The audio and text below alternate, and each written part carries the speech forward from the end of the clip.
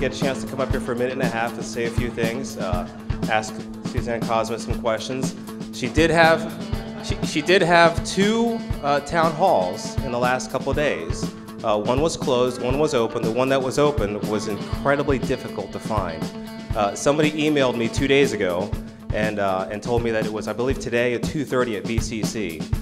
And I looked and it wasn't on our website. So that's pretty much what we're dealing with today. Suzanne, I don't feel very comfortable calling you by your title because you have no respect for us. You haven't earned our respect. You ignore us, you duck us, you have conflicts. So I'm just gonna call you Suzanne. So Suzanne, what was so important that you couldn't show up at this event?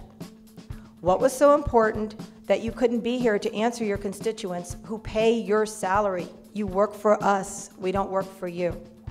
You had a conflict when we didn't even give you a date for the event, and that's kind of confusing to me. But that's my question, where are you? Basic and Suzanne, I will call you Suzanne because I don't think you're worthy to be called Congresswoman. My question is, I'll use the paper. If the new program is so great for all of us, why aren't you and all members of Congress going to be a part of it? In this health care bill filled with bribery and backroom deals, I ask you, Ms. Kosmas, what were your 30 pieces of silver? What was your price for individual liberty? Your actions have bound us to the same fate of the unfortunate nations that followed the path of power paved by the visions of Marx and Lenin. You have destroyed the faith of the people that trusted you to protect the liberty purchased with the blood of our first patriots. Those brave men did not rise up and fight the most powerful nation in the world and claim their God-given liberty only to have it taken away 2 centuries later by an American king. Legislation like this healthcare mandate only reduces us to the mediocrity of a people solely dependent upon their government. We now live in an environment that has no consequence. An existence without consequence is an existence without meaning, without purpose. You have infinitely increased your power and reduced the people to sheep, begging for the benevolence of their shepherd. I tell you now, we are not your flock. We refuse to become subjects of social justice and the greater good.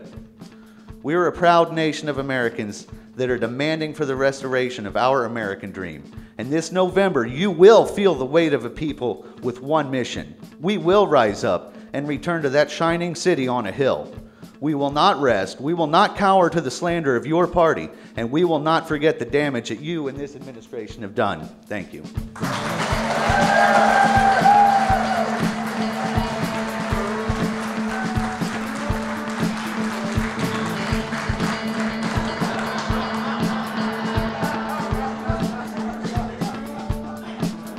Suzanne, with the news today of Congressman Stupak retiring, I was wondering if maybe there was a possibility that you are considering doing the same thing. If not, in November, you will be gone.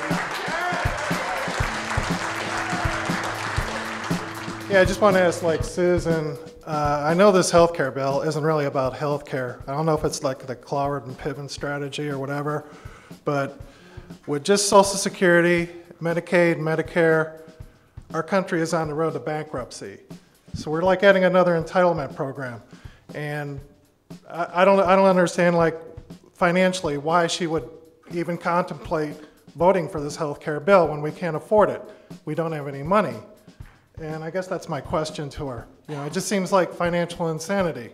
And if you look at history, look at what happens to countries when they go bankrupt. It's not pretty. Ms. Kosmas, knowing the decisions that you're making now in Washington, including the bill that you just voted to pass, do you care about my future, my children's future, or my country's future? I'll take your silence as a no. Why?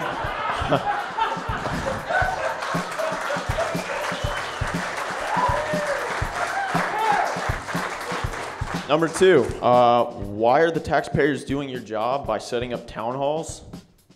Number three, did you know that healthcare is a good, not a right? And do you know who believes it's a right? If you need a hint, it's in the Communist Manifesto. It is. And as Thomas Jefferson said, all tyranny needs to gain a foothold is for people of good conscience to remain silent. Ms. Kosmas and all of Washington, we will not be silenced. We want our freedom. As a political science major at UCF, I have taken classes on Congress, on legislative processes, and I can sit here and tell you now, I have learned 10 times more standing in this room for half an hour than I have ever learned in that book where I have to learn that lobbyists are just a part of the game, just a part of the game. And I don't want politics as usual. This is what politics is all about. Standing up and understanding, that if we don't see something that's right, you as representing us, we're going to stand up. Does anybody remember the campaign that she ran against Tom Feeney? Yeah. She attacked his integrity. Last year, she held one face-to-face town hall with business leaders. And I know some of the business leaders that were in there. She was touting the health care bill. And then she admitted later on, when she got pressed, that she had not read the health care bill. I know people that have called her office and her staff and says, no, she hasn't actually read the health care bill. She voted no against the House health care bill because it was too expensive. She voted yes for the Senate bill, which is more expensive, and we know why. Because she got bought off by the President of the United States. Yes, she is. So what she did with that buyout was she sold out 300 million Americans' health care to save a couple thousand NASA jobs, maybe. We don't even know what the deal was. So my question, I have 3 questions for Suzanne. What is your personal definition of integrity? Number 2, have you ever had any integrity? And number 3, where did it go? My parents are Cuban exiles, and I won't tell you about the sacrifices they made to get here, but I'll tell you what they taught me once they did. They taught me to respect the American flag, to believe in the Constitution, to love my country, and to not expect anything that I could not attain for myself. I hope and pray that I am as good a parent to my daughter as they were to me. Miss Kosmas, this is my daughter, Jordan Isabella D. Cook. And with your vote, you threatened her future. My parents and my family have spent the last couple of months worried and scared and telling me that what they see is Cuba all over again. And when I hear my mom say that, I'm sorry.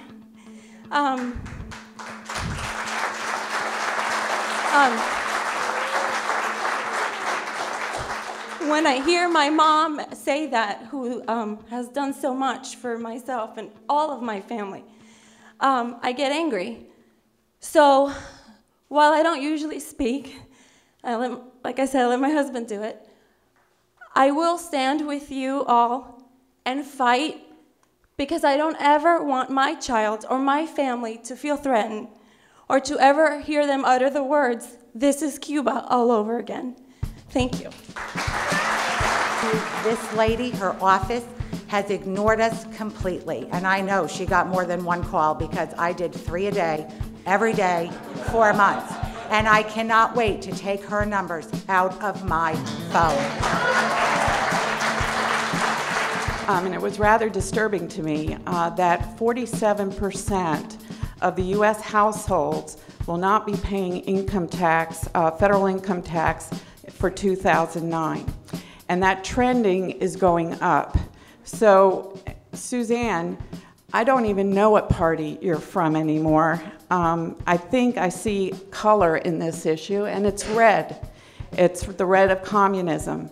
And it's frightening for me and my children who will have to inherit the debt that we are placing upon them. You know, this meeting tonight, Suzanne, is not just to put you on notice, but to serve you notice. Your services are no longer required.